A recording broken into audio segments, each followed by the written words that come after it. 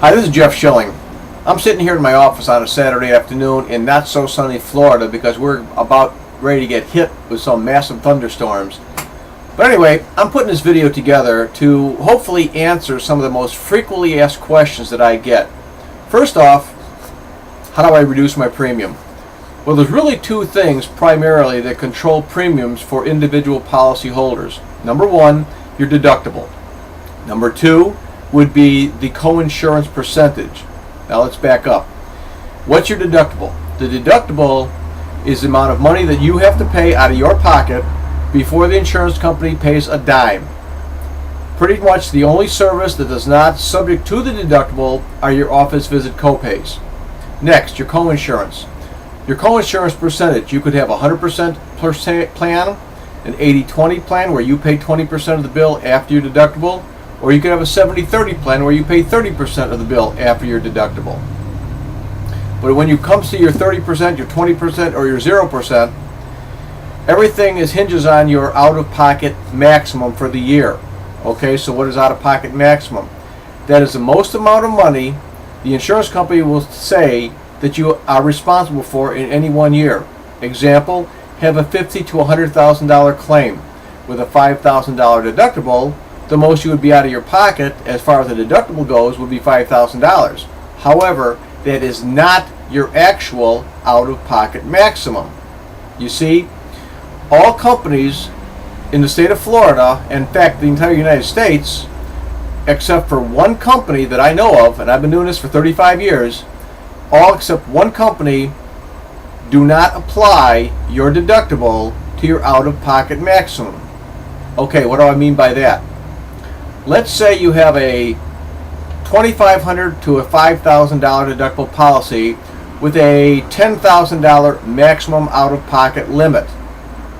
You have a $20,000 hospital claim. First, you pay your, let's say, $5,000 deductible. That leaves $15,000 as a balance on the bill.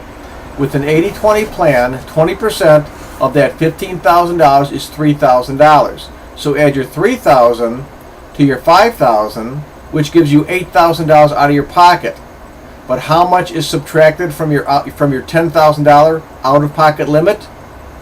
Only $3,000. The deductible does not apply to your out-of-pocket limit except for one plan or one company in the entire state of Florida or the entire United States that I know of. Okay, the next thing would be your office visit copay. Even if you had a $10,000 deductible policy with a $35 office visit, the office visits, you do not have to satisfy your deductible first to be able to go to the doctor. However, you must understand that whatever your office visit copay is, $25, $35, $45, that covers only your basic routine office visit. Anything that the doctor bills outside of the office visit is all on you until you satisfy your deductible. Next, negotiated rates, or actually, what are negotiated rates? Well, the negotiated rates are usually what a doctor has agreed to accept from the insurance company as payment in full. Example, let's say you have a doctor that charges $100 for an office visit. His negotiated rate could run anywhere from 40 to 60, 70% of retail, which would be $60 or $70, which means that doctor for that particular service would be willing to accept $60 to $70 from the insurance company rather than the whole $100, which means you're actually paying more than what you need to if you have a plan that doesn't base their payments on negotiated rates. Okay, what's a pre-existing condition? A pre-existing condition is generally any condition that a normally prudent person would have sought medical treatment for within the last 12 to 24 months, depending on your insurance company. And usually pre-existing conditions are not covered for the first year after you get the coverage, if they're covered at all, or they could rate you up for that particular pre-existing condition and cover you right away. Next, what is an indemnity policy? Okay, an indemnity policy is a policy that it doesn't cover hospital bills, doctor bills, etc. It pays a set dollar amount to you for using it. Example of an indemnity policy would be an accident policy that would pay you a set dollar amount when you have an accident.